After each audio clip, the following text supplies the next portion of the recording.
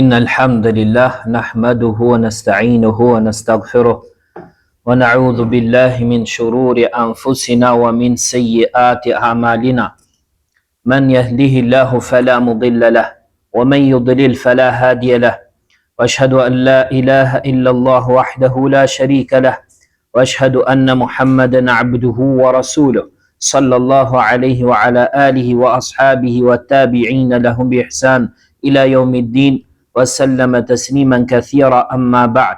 Të gjitha lavdërimet I takojnë Allahut subhanahu wa taala. Atë lavdërojmë, ndihmë dhe falje vetëm prej Tij kërkojmë. I kërkojmë mbrojtje Allahut nga keqja vetëve tona dhe punëve tona.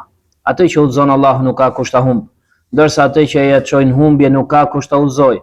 Dëshmoj se nuk ka të adhuruar tjetër më drejt përveç Allahut vetëm partak. Po ashtu dëshmoj se Muhamedi sallallahu alaihi wasallam është robi dhe I dërguari I Tij. Lëvdata e shumë dhe shpëtimi I madh I Allahut qoftë mbi të, mbi familjen dhe shokët e tij, si dhe mbi të gjithë ata që I pasuan ata me përpikmëri deri ditën e Kiametit. Në vijim, vëllezër të nderuar, vazhdojmë mësimin në librin Vlerat e Islamit të Sheikh Muhammad ibn Abdul Wahhabit, Allah më shëroft, me komentim dhe shpjegim të Sheikh Salih Al Fauzanit, Allahu e ruaj. Ne mësimin e kaluar folëm për temën e cila tregon dhe sqaron se bidatet janë më të rënda se sa gjunahet e mëdhaja. Madje shehu shpjegoi dhe sqaroi se bidati nga ana gjuhësore është diçka e shpikur, pa ndonjë shembull paraprak, ndërsa nga ana sheriatike shehu tha se bidati është diçka e shpikur në fenë e Allahut pa pas argument në Kur'an dhe në Sunet. Dhe tregoi se nuk lejohet të shpiket asnjë lloj adhurimi në fenë e Allahut pa pas argument nga Kur'ani dhe Suneti, sepse adhurimet janë tauqifie, që do të thotë nuk mund të shpiken dhe sajohen adhurime sipas tekave dhe qefit, por sa ato duhen të jenë të bazuara në Kur'an dhe në Sunet, sepse Allahu subhanahu wa ta'ala thot al-yawma akmaltu lakum dinakum wa atmamtu alaykum ni'mati. Thot, sot u apërsosa juve fen tuaj dhe e plotsova mirësinë time ndaj jush. Ndërsa sot me lejen e Allahut ne do të vazhdojmë me pjesën tjetër të argumenteve, të cilat kanë lidhje me këtë temë, ndaj dhe Sheikh Muhammad ibn Abdul Wahhabi, Allahu më shëroft, duke vazhduar pra në përmendjen dhe radhitjen e këtyre argumenteve që tregojnë se bidatet janë më të rënda se gjunahet, thot: po ashtu dhe fjala e Allahut të lartësuar, liyahmilu awzarahum kamilatan yawm al-qiyamati wa min awzari alladhina yudillunahum bighayri ilm ala sa'a ma yazirun. Me qëllim që ato t'i mbartnin gjunahet e tyre të plota ditën e Kiametit dhe prej gjunaheve të atyre të cilëve I çojnë në humbje me padije, e pra sa e keqe është ajo që ato mbartin. Thot Sheikh Salih Al Fauzan duke komentuar dhe shpjeguar, po ashtu thot, njeriu I bidatit apo bidatçiu mbart gjunahun e tij si dhe gjunahun atij cilit ndjek shembullin e tij, pra e mbart këtë gjunah në ditën e Kiametit, sepse ai ishte shembull për të, pra ishte shembull dhe udhëheqës për njerëzit në këtë bidat. Ata mendojnë se ky njeri I bidatit është në të vërtetën dhe se kjo vepër që bën ai është një vepër e mirë. Sidomos nëse ky I thret njerëzit për tek bidati dhe u azbukuron bidatin atyre, atëherë një njeri I tillë e mbart gjunahun e vet, si dhe gjunahun e çdo kujt që e ndjek atë dhe e pason atë në këtë bidat që ai ka shpikur. Dhe ky është rrezik shumë I madh. Dhe ky është rrezik shumë I madh dhe ai është rreziku I bidateve dhe I gjërave të shpikura në fenë e Allahut. Dhe sa bidate janë shpikur dhe janë përhapur në mesin e njerëzve, dhe njerëzit I kanë trashëguar ato brez pas brezi, për shkak se ky njeri I bidatit, pra ky njeri i bidatit që i ka shpikur për herë të parë, është pra që ua ka zbukuruar atyre. Ua ka shpikur, ua ka nxjerr për herë të parë dhe ua ka zbukuruar atyre. Prandaj që ky njeri do të ketë një pjesë të madhe të gjunahut të gjithë atyre që e kanë pasuar dhe e kanë ndjekur atë. Prandaj, thot shehu, ai do të ketë gjunah edhe nga gjunahet e atyre që e kanë pasuar atë. Pra, në përgjithësi njerëzit e bidatit mbartin edhe gjunahet e të gjithë atyre që e pasojnë atë, i mbartin ato të plota në ditën e Kiametit. Dhe sa e gjë e keqe është kjo që ato mbartin, thot shehu, dhe ne i lutemi Allahut mirëqenie. Pra, këtu kemi paralajmërim për bidatet. Kemi paralajmërim pra ndaj bidateve dhe se personi që i bën bidatet, ai ka një gjunah të madh. Dhe madje e ka gjunahun më të madh se sa gjunahu që ai bën vetvete. Përkundrazi thot shehu, çdo kush që e praktikon këtë bidat të tij, atëherë sa herë që ky bidat praktikohet nga dikush tjetër, i vjen gjunahu edhe këtij personit që e ka shpikur këtë bidat. Për këtë arsye ka ardhur në hadith se pejgamberi sallallahu alaihi wasallam ka thënë: "Ma qutilat nafsun dhulman illa kana ala ibni Adam al-awwal kiflun min damiha." Nuk ka njeri që t'jetë vrar pa drejtësisht, veç se biri i parë i Ademit ka gjunah nga derdhja e këtij gjaku. Pse? Sepse ai është i pari që e nisi vrasjen. Është i pari që e nisi vrasjen, sepse ai e vrau vllajën e tij pa drejtësisht dhe qëllimisht. Prandaj që ai është i pari që e nisi vrasjen dhe për këtë arsye kushdo që vret një njeri të pafajshëm me pa drejt, atëherë biri i parë i Ademit do të marrë gjunah nga ky gjak që derdhet pa drejtësisht. Madje një pjesë e madhe e gjunahut i shkon dhe birit të parë të Ademit dhe Allahu na ruaj. Pastaj Sheikh Muhammad ibn Abdul Wahhab, Allahu më shëroft, thot, po ashtu në Sahihun e Bukharit transmetohet se i dërguari Allahut sallallahu alaihi wasallam ka thënë për Khawarijët: "Aynama laqitumuhum faqtuluhum." Kudo që ti shikoni apo kudo që ti gjeni ato, vritini. Kudo që ti gjeni apo ti takoni ato, vritini ato. Po ashtu thot shehu, Allahu rujt, se prej bidateve të shëmtuara është edhe bidati i Khawarijëve. Dhe Khawarijët janë ata të cilët dalin kundër prisave musliman. Rebelohen kundër prisave musliman. Ata heqin dorë nga dëgjimi dhe bindja ndaj prisave, madje dalin kundër tyre me shpatë, pra duke i luftuar ata. Po ashtu ata i shpallin mosbesimtar muslimanët të cilët bëjnë gjunahe të mëdha, të cilat janë më të vogla se sa shirku. Pra, këto janë Khawarijët. Dhe pejgamberi sallallahu alaihi wasallam ka urdhëruar për vrasjen e tyre me qëllim që të ndalet sherri i tyre dhe që të jepet fund bidatit të rënd që kanë ata. Sepse suneti dhe shariati nxisin për dëgjimin dhe bindjen ndaj prisave musliman. Kjo për shkak të dobive të mëdha që rrjedhin nga kjo çështje, sikurse është bashkimi i fjalës, pra uniteti i muslimanëve, apo sikurse është ruajtja e gjakut të muslimanëve, si dhe gjykimi me shariatin e Allahut Azza wa Jall, apo zbatimi i ndëshkimit ndaj kriminalëve dhe xhihadi në rrugë të Allahut e shumë dobi të tjera.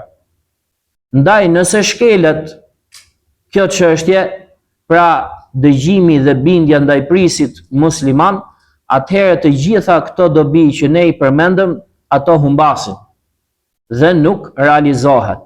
Përkundrazi, përhapet kaosi në vend, derdhet gjaku i muslimanit, si dhe rrëmbehen dhe grabitet pasuria e muslimanëve, si dhe cënohet nderi i tyre. Po ashtu asgjësohet, pra nuk zbatohet edhe ndëshkimi i kriminalëve për krimet që ato kryejnë. Pra e shumë dëme të tjera përveç këtyre, thot shehu, Allahu e ruaj. Pra që bashkimi dhe dëgjimi, si dhe bindja ndaj prisave musliman, është obligim dhe fars për muslimanët, me qëllim që të arrihen dobit e dunjas dhe dobit e fesë së Allahut Azza wa Jall. Ndërsa ai i cili del nga kjo çështje, pra del kundra prisit dhe nuk i bindet atij, atëherë ai ka shpikur në fenë Allahut diçka që nuk është prej saj. Edhe pse ato mendojnë se po refuzojnë një të keqe, apo se po luftojnë në rrugë të Allahut, por se ato në të vërtetë janë bidatçi, janë njerëz të bidatit dhe kanë dalë prej shariatit të Allahut Azza wa Jall. Ndërsa ajo e keqe që ata vepruan është më e rëndë se sa ajo e keqe që vepron prisi i muslimanëve, pra sipas pretendimeve të tyre. Pra, kjo që ato dalin kundra prisit musliman është më e rëndë se sa një vepër e keqe që e bën vetë prisi i muslimanëve. Sepse edhe nëse ai realisht prisi i muslimanëve e vepron një gjunah, mirë po dalja dhe rebelimi kundër tij ka të keqe më të madhe dhe pasoja më të mëdha se sa lënia e refuzimit të tij publikisht.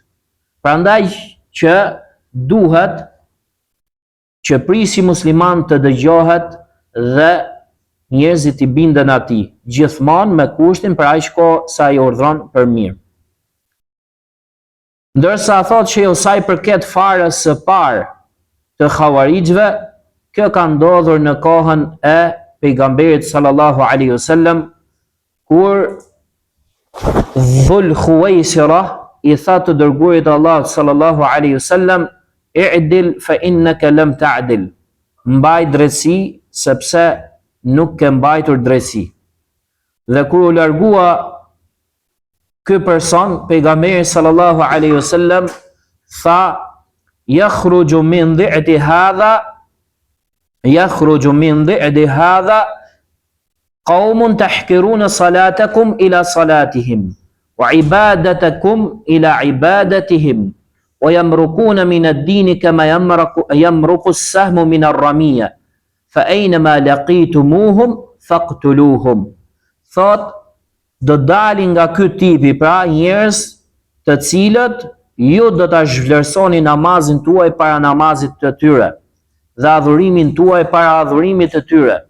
Ata dalin prej fesë ashtu sikurse del shigjeta prej prejës. Prandaj që kudo që t'i gjeni ato, vritini. Ndërsa në një transmetim tjetër thot, la in adraktuhum la aqtulannahum qatla 'ad. Nëse unë i gjej ata, apo nëse unë i arrij ata, do t'i vras si vrasja e Adit. Dhe thot shehu Allah ruajt se Adi është një popull i njohur, i cili ishte populli i Hudit alayhis salam, dhe ata i vrau Allahu subhanahu wa ta'ala me një vrasje tepër të rëndë, pasi i vërsuli atyre pra një erë dhe një stuhi të fuqishme, ku Allahu subhanahu wa ta'ala thot, tanzi'u an-nasa ka'annahum a'jazu nakhlim munqa'ir. Thot, ajo era e fuqishme i ngrinte, i shkulte njerëzit sikur të ishin trungje hurmash të çrrënjosura prej rrënjëve. Pra sikur të ishin trungje palmesh të shkulura nga rrënjët e tyre. Dhe aty ku thot tanzi'u an-nas, pra i shkulte dhe i fluturonte njerëzit, pra i mbarte ato në kupën e qiellit dhe pastaj i kthente me kokë poshtë dhe kështu ata binin me kokat e tyre dhe u këputeshin qafat. Dhe kjo thot për shkak të madhësisë së trupit që kishin ata. Pra si trungje palmësh të shkullura nga rrënjët e tyre, sepse kishin dhe posedonin trupa të mëdhej dhe të gjatë. Pra thot shehu se Khawarijët, pejgamberi sallallahu alaihi wasallam ka urdhëruar që atyre t'u jepet dënim i rënd, ashtu sikurse u dënua pra edhe populli i Adit. Kjo për shkak të sherrit të tyre dhe të keqes së tyre. Kjo për shkak të sherrit të madh që ata përhapin dhe për shkak të mëdhëbit të devijuar që kanë ata dhe për shkak se ata dalin kundra prisave musliman. Pra, Khawarijët janë një grup i devijuar dhe tek ata ka rrezik shumë të madh për umetin musliman. Dhe ky rrezik nuk është vetëm thjesht për prisat e muslimanëve, por se ky rrezik u kanoset mbar muslimanëve në përgjithësi. Për këtë arsye obligohet për prisin musliman, po ashtu edhe përmbar muslimanët e tjerë bashkë me të që t'i vrasin ata me qëllim që të ndalet sherri dhe e keqja e tyre. Dhe për këtë arsye thot shehu, prisi besimtarëve Ali ibn Abi Talib radhiyallahu anhu i luftoi Khawarijët. I luftoi Khawarijët dhe vrau shumë prej tyre në zonën e Irakut e cila quhet An-Nahrawan. Dhe Allahu subhanahu wa ta'ala i dha sukses dhe fitore Aliut radhiyallahu anhu kundër tyre. Madje ai e zvogëloi dhe dobësoi forcën e Khawarijëve. Madje edhe sot vazhdojnë prisat e muslimanëve që t'i luftojnë Khawarijët, sa herë që del pra shfaqet në një brir apo në një grup prej tyre, atëherë ata e shuajnë atë, ashtu sikur se ka ardhur në hadith, ku pejgamberi sallallahu alaihi wasallam thot, kullama dhahara minhum qarnun quti'. Sa herë që shfaqet në një brir e tyre, thot ajo pritet. Domethënë sa herë që ata shfaqen diku, Allahu subhanahu wa ta'ala mundëson dikë që t'i shfarosi ata dhe t'i zhduki. Pra thot shehu, Khawarijët janë një grup i rrezikshëm për muslimanët. Dhe se mëdhëbi i tyre është që ata besojnë që duhet hequr dorë nga xhimi dhe bindja ndaj prisave musliman. Dhe kanë bindjen se duhet të rebelohesh kundër prisit musliman me armë. Madje ata e shpallin mosbesimtar atë, si dhe e bëjnë të lejushme gjakun e tij, pra derdhjen e gjakut të prisit musliman.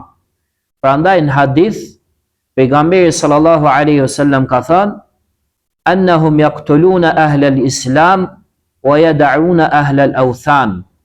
Ata i vrasin njerëzit e islamit, pra muslimanët, dhe i lën njerëzit e shirkut, pra që adhurojnë statujat dhe idhujt. Pra kjo është historia e Khawarijëve. Dhe nuk është përmendur kurrë në histori që Khawarijët kanë luftuar mosbesimtarët. Por se ato gjithmonë ka luftuar muslimanët dhe e kanë konsideruar dhe kanë shpallur të lejushme gjakderdhjen e muslimanëve dhe kanë bërë të lejushme marrjen e pasurisë së tyre, Allahu na ruaj. Thot Sheikh Muhammad ibn Abdul Wahhab, Allahu më shëroft. Po ashtu në Sahihun e Muslimit transmetohet pra se pejgamberi sallallahu alaihi wasallam ka ndaluar nga vrasja e udhëheqësve të padrejtë për aq kohë sa ato falin namazin. Ka ndaluar nga vrasja e prisave të padrejtë për aq kohë sa ata falin namazin. Thot shehu Allahu ruajt, fjala e tij, pra ku thot që ka ndaluar nga vrasja e udhëheqësve të padrejtë, në të thot pejgamberi sallallahu alaihi wasallam ka ndaluar, domethënë, nga vrasja e udhëheqësve gjunahçar, të cilët bëjnë gjunahe, apo të cilët janë të padrejtë në gjykimet që japin, apo që u bëjnë padrejtësi njerëzve. Edhe nëse ata janë njerëz të prishur që bëjnë gjunahe, mirë po nuk duhet hequr dorë nga bindja ndaj tyre. Për shkak se kjo fisk dhe kjo prishje e tyre, pra gjunahet që ata bëjnë, dëmi i këtyre gjunaheve është bie mbi ta. Ndërsa veprimi i daljes kundra prisit, kjo e keqe bie kundër muslimanëve. Dhe kjo, thot shehu, është që të veprosh të keqen më të vogël, me qëllim që të largosh të keqen më të madhe. Dhe nuk ka dyshim se gjunahu është diçka e dëmshme. Mirë po dalja kundër prisëve musliman është pra me qëllim për ta si thush për ta prishur bindjen ndaj tij, atëherë kjo ka dëmin më të madh ndaj muslimanëve. Prandaj aty thot ma sallau, pra nuk lejohet që ato të vriten për aq kohë sa falin namazin. Dhe kjo, thot shehu, tregon për pozitën që ka namazi në fenë islame. Dhe se kush e lën namazin, shehu thot ai ka bër kufër, ndryshe nga ata të cilët thonë se feja nuk është namazi, dhe se njeriu është musliman edhe nëse nuk falet. Pra, Sheh Salih Al Fawzan, Allah ruajt, ka mendimin se lënësi i namazit është mosbesimtar, ndaj dhe e thekson këtë çështje shumë. Pra, thot pejgamberi sallallahu alaihi wasallam e ka ndaluar vrasjen e tyre. Si dhe e ka ndaluar edhe daljen dhe rebelimin kundër prisave musliman për aq kohë sa ata falin namazin. Edhe pse ata kanë gjëra të cilat bien ndesh me fenë e Allahut, apo kanë gjunahe të cilat janë poshtë kufrit, pra më të vogla se sa kufrit. Mirë po duhet bërë durim për shkak pra të dobive që ka në këtë gjë, dhe se këto dobi e kalojnë dëmin e gjunahut të tij që ka në veten e vet. Pra duhet bërë kështu, falni, durim, sepse dobia është më e madhe. Pra, thot shehu, sepse gjunahu dëmin e ka, apo dëmi i gjunahut kufizohet tek vetë person, ndërsa që ti ta prishësh dhe ta thyesh bindjen ndaj prisit musliman dhe njerëzit të dalin kundra tij, atëherë dëmi i kësaj gjëje i kthehet islamit dhe muslimanëve në përgjithësi.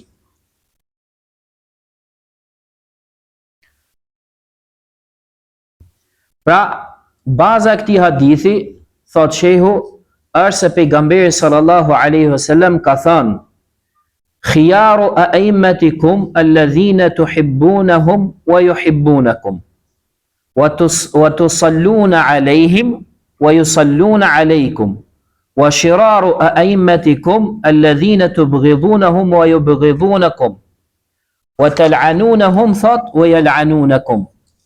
Thot, prisat më të mirë tuaj janë ata të cilët që ju i doni dhe ata ju duan juve. Ata që ju thot luteni për ta dhe ata luten për juve. Ndërsa prisit më të këqij të juaj janë ata që ju i urrejni dhe ata ju urrejnë juve. Apo ju thot i mallkoni ata dhe ata ju mallkojnë juve. Ju tha të dërguarit e Allahut sallallahu alaihi wasallam: ja Rasulallah, ala nunabidhuhum, ati armiqsojmë ata o i dërguari i Allahut? Ai tha: jo, la ma aqamu fikumus salah. Jo, për aq kohë sa ata falin namazin në mesin tuaj. Pra pejgamberi sallallahu alaihi wasallam e ka ndaluar që muslimani të dali dhe të rebelohet kundra prisit musliman kur shikon gjunahe dhe padrejsi tek ai. Pra aq kohë sa shikon që ai e fal namazin. Kjo me qëllim që të ruhet rendi dhe stabiliteti i vendit dhe mos ketë gjakderdhje të muslimanëve. Këtu tani përmend Sheikh Muhammad ibn Abdul Wahhab, Allah më shroft, thot nga Xherir ibn Abdillah radhiyallahu anhu transmetohet se një burr dha sadaka diçka. Pastaj njerëzit e ndoqën atë, pra në dhënien e sadakas së tij filluan të japin dhe ata. Atëherë pejgamberi sallallahu alaihi wasallam tha: "Men sanna fil islami sunnatan hasana falahu ajruha wa ajru man amila biha min ba'di min ghayri an yanqusa min ujurihim shay. Wa man sanna fil islami sunnatan sayyi'ah kana alayhi wizruha wa wizru man amila biha min ghayri an yanqusa min awzarihim shay." Pra thot një burr dha sadaka diçka dhe njerëzit filluan të japin sadaka pas tij, pra duke ndjekur atë. Atëherë pejgamberi sallallahu alaihi wasallam tha: "Kush nis në islam një sunet mirë, atëherë ai do të ketë shpërblimin e tij dhe shpërblimin e atyre që punojnë me të pas tij. Pa ju paksuar shpërblimi atyre as pak. Pa ashtu kush nis në islam një sunet të keq, pra një rrugë të keqe, ai do të ketë gjunahun e tij, si dhe gjunahun e atyre që veprojnë sipas asaj rruge, pa ju paksuar gjunahet atyre as pak." Këtë ka transmetuar Imam Muslimi. Këto Sheikh Salih Al Fawzan, Allah ruaj, thot se shkaku i këtij hadithi është se disa njerëz nga fisi Mudar erdhën tek pejgamberi sallallahu alaihi wasallam dhe në pamjet parë tek ata shfaqeshin shenja të varfërisë dhe se ishin njerëz nevojtar. Madje rrobat e tyre ishin të vjetra. Atëherë pejgamberi sallallahu alaihi wasallam kur e pa këtë fis, pra me një gjendje të tillë, ndjeu dhimbje për ta, u erdhi keq për gjendjen e tyre. Sepse pejgamberi sallallahu alaihi wasallam është pejgamberi i mëshirës. Pra kur ai e pa gjendjen e tyre, skamjen e tyre dhe varfërinë e tyre, atëherë ndjeu dëmshuri për ta. Kështu thriti për faljen e namazit. Dhe njerëzit u grumbulluan. Pastaj pejgamberi sallallahu alaihi wasallam mbajti ligjërat dhe i nxiti njerëzit që t'japin sadaka. I nxiti njerëzit dhe i inkurajoi ata që t'japin sadaka. Kështu njerëzit filluan të jepnin sadaka. Dhe dikush jepte sadaka një grusht me ushqime, dikush tjetër diçka tjetër. Derisa erdhi një burr dhe pra derisa erdhi një burr i cili kishte një trast me flori. Dhe ja solli pejgamberit sallallahu alaihi wasallam një trast që ai mezi e mbante me duart e tij.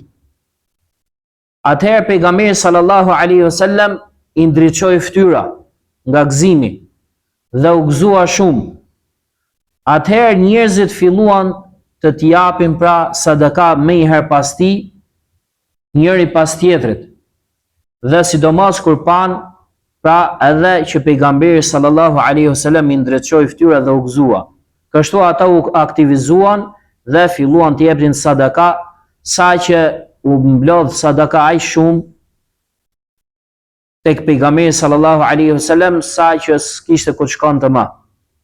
Atëherë pejgamberi sallallahu alaihi wasallam tha: "Men sanna fil islami sunnatan hasana falahu ajruha wa ajru man amila biha." Kush nis në islam një sunet, një rrugë të mirë, ai do të ketë shpërblimin e saj dhe shpërblimin e atyre që do veprojnë sipas saj.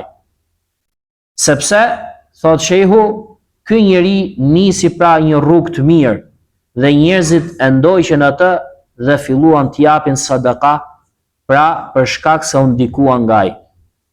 Dhe kuptimi i hadithit që thot kush nis në islam një sunet mirë, do me thënë kush ringjall një sunet, sepse sadakaja është sunet.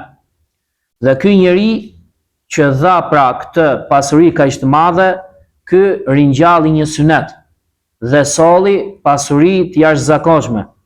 Kështu që njerëzit u nxitën nga ky dhe filluan pra të japin dhe ata sadaka. Pra ky ishte sebebi që njerëzit filluan të japin sadaka. Pra thot do të ketë shpërblimin e saj dhe shpërblimin e atyre që punojnë sipas kësaj rruge. Dhe kjo është e përgjithshme. Kjo thot shehu është e përgjithshme. Ndërsa shkaku i këtij hadithi është kjo historia që ne treguam. Pra shkaku pse pejgamberi sallallahu alaihi wasallam e tha këtë hadith është kjo histori që ne treguam. Dhe ajo që merret për bazë është fjala e përgjithshme që ka thonë pejgamberi sallallahu alaihi wasallam dhe jo shkaku i këtij hadithin veçati. Pra fjala është e përgjithshme dhe kushdo pra që nis një rrugë të mirë, një sunet mirë, ai do të ketë shpërblimin e asaj rruge që ka nis dhe shpërblimin e atyre që do të veprojnë me atë gjë që ai nisi. Pra çfarëdo e mirë që të jetë kjo gjë që ai nis, ai do të jetë shembull për ta dhe do të marrë shpërblimin që i takon. Ndërsa aty ku thot wa man sanna fil islami sunnatan sayyi'ah, ndërsa ai që nis në islam një sunet keq, pra një rrugë të keqe, sepse fjala sunnet nga ana gjuhësore do thot rrugë. Këtu futet edhe bidati.